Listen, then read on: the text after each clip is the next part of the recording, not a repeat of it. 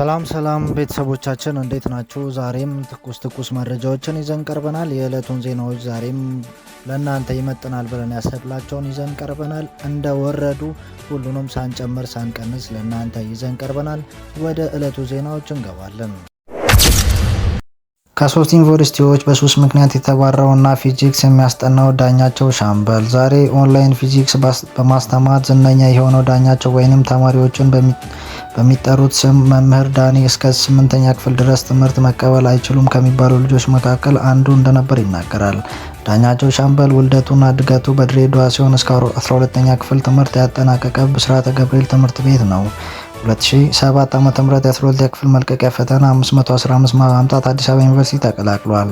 በአዲስ አበባ ዩኒቨርሲቲ የሜካኒክ ምህንድስና የትምህርት ክፍል 1 ዓመት ከ6 ወር ቢማርም በሱስ ተጠምዶ ትምህርቱን በማጠናቀቅ ሳይችል ቀረ። ወደ ቻይና የመሄድ እድል ያገኘው ዳኛቸው ሳንዙ ከተማ ውስጥ የፔትሮሊየም ኢንጂነሪንግ ትምህርት ሲከታተል አሁን ያለበት ሱስ ሳንካ ሆነው።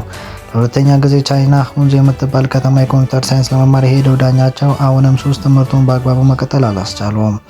ከሶስት የከፍተኛ ትምህርት ተቋማት በሱስ ምክንያት የባረረው ዳኛቸው አዲስ አበባ ጎዳና ላይ የተወሰኑ ወራት ቆየ። ድሬዳዋ እያለው ከቤት ትምህርት ቤት የምል ልጅ ነበርኩኝ የሚለው ዳኛቸው ከቤተሰብ ተለይቶ ወደ አዲስ አበባ ሲመጣ ግን ሁሉም ነገር መሞከር ያምረኝ ነበር ይላል። ከዚያ ሲጋራ፣ ጫት እየቆየ ደግሞ የተለያዩ አደንዛዥ እጾችን እና መጠጥ መጠቀም ጀመረ። ቻይና የትምህርት እድል አግኝቶ በሄደበት ወቅት ከሱሱ ወጥቶ ትምህርቱን ላይ ለማተኮር ለራሱ ቃል ቢገባም ከራሴ ጋር ስለተጣበቀ አልቻልኩም ይላል። ቻይና ዩኒቨርሲቲ ውስጥ ሳለ በዙሪያ ያለ ገደብ እና ከልካይ ሲጃራ የሚያጭሱ ሰዎች ሲመለከት ከ3 ቀን በላይ ሱስ ተነጥሎ መቆየት አልሆነለትም። በቻይና ቆይታው በነበረት የሱስ ምክንያት በፖሊስ በቁጥጥር ስር ውሎ ለ10 ቀን ከታሰረበት በኋላ ወደ ኢትዮጵያ የተመለስኩት ይላል። ዳኛቸው ቤተሰቦቹ ከቻይና መመለሱን እንዲያውቁ አልፈለገም። ስለዚህ ሰፊውን የአዲስ አበባ አንድ ጎዳና ጥግ ተሸሽጎ መቅረት መረጠ። በሱስና በተስፋ መቁረጥ ወደ ጎዳና ህይወት መግባቱ የሚናገረው መምህር ዳኛቸው አዲስ አበባ ጎዳናዎች በቀጥታ ያመራ ወደ ቢሾፍቱ ነበር። ወደ ቢሾፍቱ ለምን እንደሄደ ሲጠየቅ ቢሾፍቱ የማውቃት ድሮ ነው። አዲስ አበባ ዩኒቨርሲቲ ያለው የሜካኒካል ምህንድስና ትምህርት ክፍል ስማር አንድ ትልቅ ፕሮጀክት ለመስራት ወደ ልጅ ሄጄ ነበር ይላል። ቢሾፍቱ በሱስ ዓለም ሲንቧቸር ህይወቱ የበለጠ እየከበደው መጣ።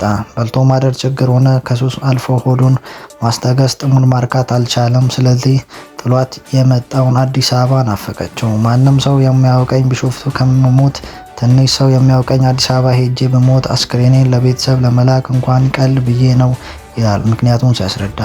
በናሬ የነበሩት የጎዳና ጓደኞቹ 30 ብር ሰብስበው ሰጡት እና በእርሱ ወደ አዲስ አበባ ጉዞ ጀመረ። ከቢሾፍቱ አዲስ አበባ እየመጣ ሳለ መኪናው ቆሞ ለፍተሻ ሲወርዱ ዳኛቸው ሱስ ማስታገሻ ለመፈለግ ዞር አለ። ሲጋራው ቁራጭ አግኝቶ አጭሶ ሲመለስ መኪና ውስጥ ያሉት ተሳፋሪዎች ገብተው እርሱ ቦታ ላይ ተቀምጠው ጠበቁት። ክፍት ወንበር የነበረው ከአንዲት ሴት ጎን ነበር። አጠገቡ ለአጠገብ ተቀምጠው ሲያወሩ ታሪኳን ሲያካፍላት አልተመችለት። እንደምትረዳኝ ቃል ገባችልኝ ይላል ሁኔታውን ሲያስታውስ። በወቅቱ መስተንግዶ እየሰራች በሪፍት ቫሊ ዩኒቨርሲቲ ነርሲንግ ትማር የነበረችው ይቺ ሴት ለዳኛቸው ህይወት መለወጥ ምክንያት ሆነች። እሷ በቢሾፍቱ ትንሽ ቤት ተከራይታ የምትኖር ቢሆንም ለዳኛቸው ያላትን ለማካፈል የሚተኛበትን አነስተኛ ፍራሽ ለመዘርጋት አላመነታችም። ይቺ ሴት የአሁን ባለቤቷ እንደሆነ የሚናገርላት ዳኛቸው በእርሷ ድጋፍ እርዳታ የጎዳና ህይወቱ አበቃ። እርሷ ጋር ተጠግቶ ሲኖር ቀስ በቀስ ከሱሱ እየራቀ መጣ። መጽሐፍት ማንበብ ጀመርኩኝ። ወደ እግዚአብሔር ተጠጋው። መጽሐፍ ቅዱስ ማንበብ ጀመርኩ። ከዚያም በኋላ ሱስ እርግፍ አርጎ መተውን ያስረዳል። ህይወት መልክ እየያዘ የመጣው ዳኛቸው ተማሪዎች የከበዳቸውን የሂሳብ ፊዚክስ ትምህርት ስብስብ አድርጎ ማስተማር ጀመረ። በኮሮና ወቅት በቤተ ክርስቲያን ውስጥ አንድ ክፍል ተሰጥቶት አስተምሯቸው የነበሩት የ8ኛ ክፍል ተማሪዎች ነበሩ የሚለው ዳኛቸው ከኮሮና በኋላ በአንድ ወር ውስጥ የተዘጋጅተው ለ8ኛ ክፍል ማጠቃለያ ፈተና እንዲቀመጡ ሲነገራቸው ትምህርት ቤቱ ፊዚክስ መምህር ለቆበት ስለነበር አንድ ተማሪ የእርሱን ስም አንስቶ ለርዕሰ መምህር ነገራቸው። መምህሩ እስክንቀጥር ድረስ ክፍሉን ያዝልኝ ብለው አስገቡኝ ይላል አጋጣሚውን ሲያስታውስ። እንዳስተምራቸው ሳይሆን እንዳይረብሹ እንዲቆጣጠር ክፍል ውስጥ የተመደበው ዳኛቸው ግን ከተማሪዎቹ ጋር በሂሳብና ፊዚክስ ጨዋታ ጀመረ።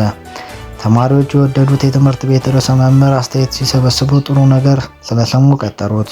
በዚያች አጋጣሚ የተጀመረች የማስተማር ህይወቱ ለ3 ዓመት ያህል በትምህርት ቤት ውስጥ በፊዚክስ መምህርነት እንዲቀጥል አስቻለው። ዳኛቸው አስጠግተው ከምትኖርበት ሴት ጋር ትዳር መስርቶ መኖር ጀመረ። ሁለት ጥንዶች ኑሯቸው ለማሸነፍ እቁብ እየጣሉ የቤት እቃዎችን ለማሟላት ይጥራሉ። ዳኛቸውና ባለቤቱ የጣሉት የነበረው 9000 ብር እቁብ ሲደርሳቸው ቁምሳጥን ለመግዛት ቢያስቡም የማጠናከሪያ ትምህርት ቤት ለመክፈል ወሰኑ። ቤት ተከራዩ። ለ3 ዓመታት በመምህርነት ተቀጥሮ የሚሰራው ትምህርት ቤት ለቆ በቢሾፍቱ ከተማ ስኩል ኦፍ ማይሴድ የሚባል ማጠናከሪያ ትምህርት መስጫ ተቋም ከፈተ። ማጠናከሪያ ትምህርቱ ተቋሙ 16 ተማሪዎች ነበር የጀመሩት። ከ16 ውስጥ ደግሞ የሚከፍሉት 6ቱ ብቻ ሲሆኑ 10 ተማሪ ደግሞ በነፃ ማስተማር ጀመሩ። ዋናው የኛ ዓላማ ማገልገል ነበር የሚለው ዳኛቸው በ3 ወር ውስጥ ተማሪዎቹ ቁጥር ወደ 80 ማደጉን ይናገራል። ዳኛቸው በአንድ ክፍል የጀመረው ማጠናከሪያ ትምህርት የተማሪዎችን ቁጥር እያደገ መምጣቱን ተከትሎ ወደ 3 ክፍል አሳደገ። በልጅነቱ ከቤተሰቦቹ ጋር ይኖር የነበረው በአንድ ክፍል መሮ የሚናገረው ዳኛቸው ለማጥናት ሲፈልግ የእርሱ ላይ ሌሊቱን ሙሉ እያበሩ ማጥናት ስለሚጨንቀው ሌላ ሰፈር ያሉ ጓደኞቹ ጋር በመሄድ እያደረ ያጠና እንደነበር አልረሳም። በቂ የማንበቢያ ስፍራ የሌላቸው እንደ እርሱ በዝቅተኛ ኑሮ ደረጃ የሚገኙ ቤተሰብ ውስጥ የሚያድጉ ተማሪዎች እንዲገለገሉበት በሚል የማጠናከሪያ ትምህርት የሚሰጥበት ህንፃ ላይ የአንድ 24 ሰዓት ግልጋሎት የሚሰጥ ቤተ መጻሕፍት አደራጀ። ቢሾፍቱ በነበረው የማጠናከሪያ ትምህርት መስጫ ወደ 14 ሰዎች ቀጥሮ እያሰራ እንደነበር ያስታውሳል። ተማሪዎቹ ከፊዚክስ ውጭ ሌሎችን የሳይንስ ትምህርቶች ኬሚስትሪ፣ ባዮሎጂ፣ ሂሳብና እንግሊዝኛ ይማሩ ነበር። ቢሾፍቱ ማጠናከሪያ እየሰራ ያለ ማስተማር አትችልም ተብሎ ተዘግቶበታል። በዚህ ወቅት በመንግስት ትምህርት ቤት ውስጥ ከመደበኛ ትምህርት ሰዓት ውጭ መማር ክፍል ጠይቆ በበጎ ፈቃደኛ ልጆቹን ማስጠናት ጀመረ። የፊዚክስ እያስተማረ በማህበራዊ ሚዲያዎች ላይ የተለቀቁ ቪዲዮዎችን እየተቀረጸ በዚህ ወቅት መሆኑን ይናገራል። ቢሾፍቱ ከ2000 በላይ ተማሪዎችን አስጠንቻለሁ የሚለው ዳኛቸው በ2016 ዓ.ም 45 የሚጠጉ ተማሪዎች ለ4 ተከታታይ ወራት ከፈተና በፊት በማስጠናት ወደ ዩኒቨርሲቲ መግባታቸውን ይናገራል። ከዚህም መካከል 20 ያሉ አዲስ አበባ ዩኒቨርሲቲ ያወጣውን ፈተና ወስደው ማለፋቸው መግባታቸውን ጨምሮ ተናግረዋል። በሚኒሶታ የኢትዮጵያ ኦርቶዶክስ ተዋሕዶ ቤተክርስቲያን ርዕሰ አድባራት ጽርሐ አርአያ ቅድስት ሥላሴ ካቴድራል የሚያሰራው አዲስ ህንፃ ቤተክርስቲያን ነው። የሚኒሶታ ቅድስት ሥላሴ ካቴድራል ስብከተ ወንጌል ክፍል ኃላፊ መጋቢ ቀሲስ ስንታየሁ ደምሴ ባስተላለፉት መልእክት በእግዚአብሔር መልካም ፍቃድ የተጀመረው ጉዟችን የተባረከና እየበዛ ለዚህ ደርሷል። ዛሬም አጥቢያ ቤተክርስቲያናችን በአዲስ እቅድ የተነሳበት ጅምር ለማሳካት በጸሎት እያሰብን የትላንትናውን ጉልበታችን ስጦታችን እየጠበቀ ነው ብለዋል። የእግዚአብሔር ቤተ መቅደስ ማነጽ በረከት ስጋ በረከት ነፍስ የሚሰጥ መሆኑን ሁላችንም የምናውቅ ነው። ያም ብቻ ሳይሆን ታሪክ ለትውልድ ለማስተላለፍ የሚረዱ ጥሩ አጋጣሚዎች ነው ያሉት መጋቢ ቀሲስ ስንታየሁ ስለዚህ ሁላችንም ዛሬ እንደ ትላንት የምንችለውን በማድረግ የጀመረውን ህንፃ ቤተክርስቲያን መስራት። ህንፃው ግን ለእግዚአብሔር አምላክ ነው እንጂ ለሰው አይደለም። ስራው ታላቅ ነው እንደተባለው ይህንን የበረከት ስራና ለትውልድ በቂ ስፍራ በማዘጋጀት ተገቢ እውነቶች ለማስተካከል እድል ብንል እድል፣ ፍቃድ ብንል ፍቃድ፣ ጸጋ ብንል ጸጋ ሆኖ ቀርቦልን የቤተክርስቲያን ድምፅ በማሰማት ሁላችንም የበኩላችን አስተዋጽኦ እንድናደርግ ሲሉ ጥሪ አቅርበዋል።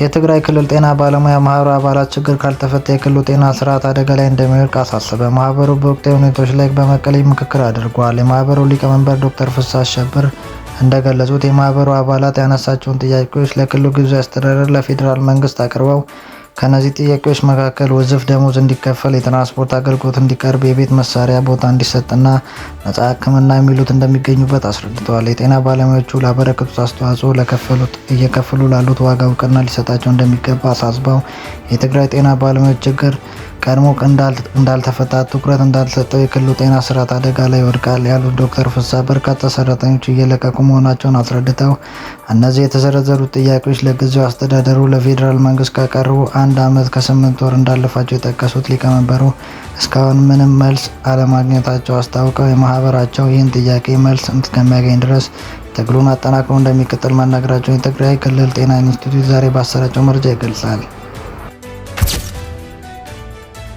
ኢትዮጵያ በዓለም አቀፍ ፓርላማ ህብረት ጉባኤ ላይ እየተሳተፈች ነው። አዲስ አበባ መጋቢት 29 2017 በፌዴሬሽን ምክር ቤት አፈ ጉባኤ አቶ አገኘሁ ተሻገር የተመራው የፓርላማ የፌዴሬሽን ምክር ቤት የልዑካን ቡድን በኡዝቤኪስታን ታጂኪስታን ከተማ እየተካሄደ ባለው የ150ኛው የዓለም አቀፍ የፓርላማ ህብረት IUP እየተሳተፈ ይገኛል። በመድረኩ ኢትዮጵያን በመወከል ንግግር ያደረጉት አፈ ጉባኤ አቶ አገኘሁ ተሻገር የኢትዮጵያ ህብረት ላይ ያላትን አጋርነት አጠናክሮ ለመቀጠል ቁርጠኛ መሆኑን ገልጸው ለ2030 ዘላቂ ሽልማቶችና ግቦች ስኬት የሚመለከታቸውን አካል ዓለም አቀፍ ትብብሮች እንዲጠናከር ጥሪ አቅርበዋል። ኢትዮጵያ ሰላም ብልጽግና በሀገር አቀፍ ደረጃ ብቻ ሳይሆን በዓለም አቀፍ ደረጃ እውን ለማድረግ ከ2030 ዘላቂ ልማት ግቦች ከአፍሪካ አጀንዳ 2063 ጋር የተጣጣመ ሀገራዊ ልማት እቅድ አውጥተው እየሰራች ትገኛለች። ኢትዮጵያ ባለፉት ዓመታት የዓለም አቀፍ የልማት ግቦች በማሳካት ረገድ ከፍተኛ እድገት እያሳየችና ፈጣን ኢኮኖሚ እድገት እያስመዘገበች መሆኑን ጠቅሰው በተለያዩ ዘርፎች ጉልህ እድገት ማስመዝገቧን ገልጸው እንዲሁም የአየር ንብረት ለውጥ ተጽዕኖ ለመቋቋም እና የምግብ ዋስትና ለማረጋገጥ ከ40 ቢሊዮን ብር በላይ ችግኞችን በመትከል አረንጓዴ አሻራ ፕሮግራም እንዲሳካ መስራቱ መናገራቸው የምክር ቤት መረጃ ያመለክታል። የኦሮሚያ ክልል 1402 የግብርና ትራክተሮችን ለአርሶ አደሮች አስረከበ። የኦሮሚያ ክልል መንግስት 1402 የግብርና ትራክተሮችን ከነመለዋወጫዎቹ ለአርሶ አደሮች ለህብረተሰቡ ማህበራት ዩኒዮኖች በዛሬው ዕለት በሻሸመኔ ከተማ አስረክበዋል። ርክክቡ የኦሮሚያ ክልል ርዕሰ መስተዳድር አቶ ሽመልስ አብዲሳ ጨምሮ ከፍተኛ የመንግስት የስራ ኃላፊዎች በተገኙበት መከናወኑን ከፕሬዝዳንት ጽህፈት ቤት ያገኘነው መረጃ ያመለክታል። ኬኛ የግብርና መሳሪያዎች ማምረቻ ጠቅላላ የንግድ ኃላፊነቱ የተወሰነ ድርጅት በሀገር ውስጥ የተገጣጠሙ ናቸው። የክልሉ መንግስት ምርትና ምርታማነትን ለማሳደግ በትኩረት እየሰራ ይገኛል። ትራክተሮቹ የክልሉ መንግስት የግብርና ሜካናይዜሽን ለማስፋፋት የያዘው ለውጥ ከፍተኛ አስተዋጽኦ ይኖራቸዋል። 272 ሚሊዮን ብር ግምት ያላቸው የኮንትሮባንድ እቃዎች ተያዙ። አዲስ አበባ መጋቢት 29 2017 272 ሚሊዮን ግምት ዋጋ ያላቸው የኮንትሮባንድ እቃዎች መያዛቸውን የጉምሩክ ኮሚሽን አስታወቀ። ኮሚሽኑ ከመጋቢት 18 እስከ 25 ቀን 2017 ባደረገው ክትትል 187.4 ሚሊዮን ብር የገቢ እና 80.6 ሚሊዮን ብር የውጭ ኮንትሮባንድ እቃዎች ተያዙ። ከተያዙት ኮንትሮባንድ እቃዎች መካከል ማዕድን፣ አልባሳት፣ ቡና፣ የተሽከርካሪ መለዋወጫ፣ አደንዛዥ እጾች፣ መድኃኒት፣ የውጭ ሀገር ገንዘቦች እንደሚገኙ ተገልጿል። የኮንትሮባንድ እቃዎቹ ሊዘዋወሩ የነበሩት የተባለው 8 ተጠርጣሪዎችና 7 ተሽከርካሪዎች በቁጥጥር ስር መዋላቸው የኮሚሽኑ መረጃ ያመለክታል። ኢቢሲ ከመንግስት ጫና እየተደረገብኝ ነው አለ። የኢትዮጵያ ቴሌቪዥን በመንግስት አስፈጻሚዎች ጫና እንደሚደረግበት በፓርላማ ተናገረ። የመንግስት ጉዳዮች እንጂ ህዝብ የሚፈልገው እየሰራ አይደለም ተብሏል። የኢትዮጵያ ቴሌቪዥን በመንግስት ስራ አስፈጻሚ አካል ጫና ስለሚደረግበት የመንግስት አካላት የሚፈልጉት እንጂ ህዝብ የሚፈልገውን ጉዳይ ላይ እየሰራ የሚል የኦዲት ሪፖርት ትችት ቀረበበት። ትችቱ የቀረበው የህዝብ ተወካዮች ምክር ቤት የመንግስት ወጪ አስተዳደር ቁጥጥር ጉዳዮች ቋሚ ኮሚቴ፣ ኢትዮጵያ ብሮድካስቲንግ ኮርፖሬሽን የሬዲዮ ቴሌቪዥን ዜና ወቅታዊ ጉዳዮች አገልግሎት አሰጣጥ አፈጻጸም ውጤታማ በተመለከተ የፌዴራል ዋና ኦዲት በተቋቋመው 2015-2016 ዓ.ም አፈጻጸም ላይ ባደረገው የኦዲት ሪፖርት ላይ መጋቢት 24 2017 ከተቋሙ ኃላፊዎች ከዋና ኦዲተር መስሪያ ቤት ኃላፊዎች ጋር ውይይት ሲያደርግ ነው። የቋሚ ኮሚቴው ምክትል ሰብሳቢ ወይዘሮ አሬሬ ሞሲሳ በሰጡት አስተያየት መንግስት የሚፈልገውን እንጂ ህዝብ የሚፈልገው ሚዲያ ላይ አይውልም ብለዋል። ውጤቱ አልደረሰኝም። ፖሊስ በቀነኒ አዱኛ ሞት ላይ ዛሬ ቀጠሮ የነበረው ሲሆን በአራዳ ምድብ ችሎት ዛሬ በነበረው ችሎት የፖሊስ ምርመራ ውጤት ይጠበቅ የነበረ ሲሆን ፖሊስ የምርመራውን ውጤቶች አሁን አልደረሰኝም በማለት ለ10 ቀን ተጨማሪ ቀናት ጠይቋል። የአንዱዓለም ጠበቃ በበኩሉ የቀነኒ ዲያሪ እሷ ጋር እንዳለ ጠቅሶ ቀነኒ ራሷን ለማጥፋት በተደጋጋሚ መድኃኒት ወስዳ እንደነበር ተጽፎ አግኝቻለሁ ብሏል። ተጨማሪም ጊዜ ቀጠሮ መፍቀድ የለበትም፣ አንዱዓለም የዋስ መብቱ ሊጠበቅለት ይገባል ብሎ ተከራክሯል። በተጨማሪም ከስር ወጥቶ የሙዚቃ ስራውን ለፋሲካ ይቅረብ የሚለው የዩቲዩብ ዘገባ የተሳሳተ ነው፣ ሊታረም ይገባል ብሏል። ፍርድ ቤቱ የሁለት ክርክር ከሰማ በኋላ የክርክሩን ውሳኔ ለመስጠት ለነገ ማክሰኞ ጠዋት ቀጠሮ ሰጥቷል። ሰብስክራይብ፣ ሼር፣ ላይክ፣ ኮሜንት በማድረግ ትብብራችሁ አይለየን። እናመሰግናለን።